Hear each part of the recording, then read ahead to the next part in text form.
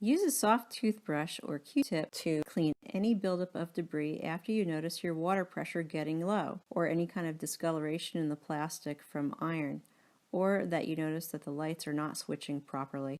The LED faucet light is really very easy to install. First, unscrew the tap head. Some faucets might require a female-to-female connection. If you don't, just simply screw it on. If you do, your hardware store should be able to match it up properly. And if they don't have the female-to-female size that you're looking for, you can definitely order it on Amazon. Over-tightening will cause the rubber gasket to stretch and break, causing it to leak.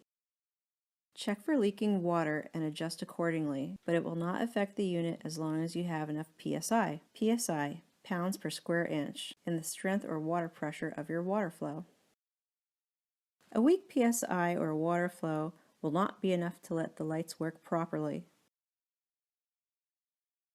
The blue setting is not good for washing germs off of your hands, but it's great for rinsing vegetables and stopping your pasta, potatoes, or hard-boiled eggs from overcooking. Or having an ice-cold glass of water too. Stop! Red is very hot. Teach children and remind older adults that the water will burn them when the light is flashing red. Green is perfect for washing your hands. Remember, green for go.